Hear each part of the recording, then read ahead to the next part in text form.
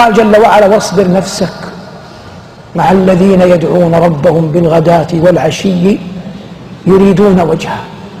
بالغداة أول النهار يسألون الله التوفيق في أن يعبدوه كما أمر، والعشي آخر النهار يستغفرون الله من التقصير في عبادتهم التي مضى.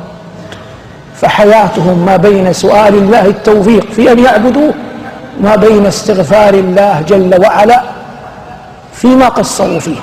والعاقل يتأمل السنة المبينة للقرآن ويعلم أن المرء ما حمل على ظهره شيء أعظم من ذنبه، فيسعى في كل عمل يغلب على ظنه أنه تمحى به الذنوب.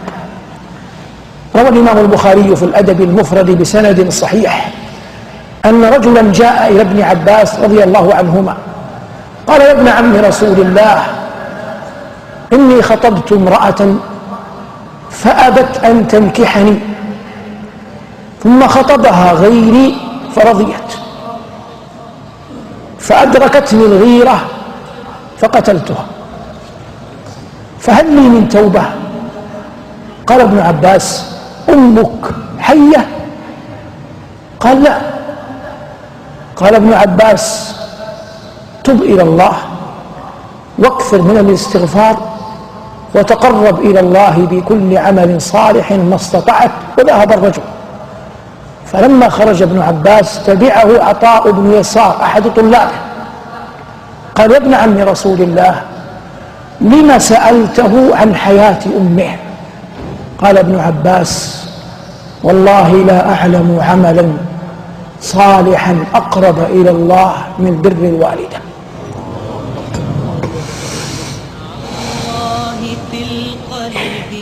قال: والله لا أعلم عملا صالحا أقرب إلى الله من بر الوالدة. فقه المسألة: ثمة أمور يسيرة تغيب عن الناس مع علمهم بالتقصير وأنهم يتحملون من الذنوب ما يحتملون، لكن يغيب عنهم أن الله فتح أبواب التوبة وشرع لعباده أن يؤوبوا ويتوبوا إليه. في مثل هذه الأحاديث إظهار بيان لما تمحى به الذنوب، وهو واحد من عشرات الأحاديث المظهرة لكيفية أن يسعى الإنسان في محو ذنبه. قال صلى الله عليه وسلم لمعاذ: ألا أدلك على أبواب الخير؟ الصوم جنة، والصدقة تطفئ الخطيئة كما يطفئ الماء النار، وصلاة الرجل في جوف الليل الآخر. ثم تلا: تتجافى جنوبهم عن المضاجع يدعون ربهم خوفا وطمعا ومما رزقناهم ينفقون.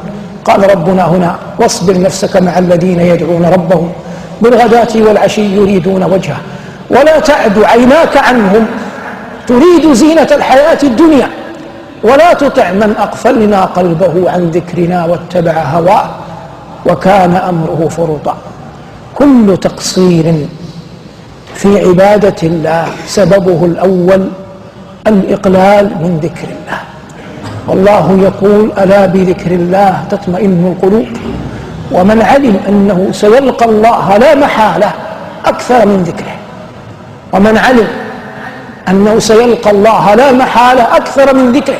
وفي الخبر الصحيح: لا يزال لسانك رطبا بذكر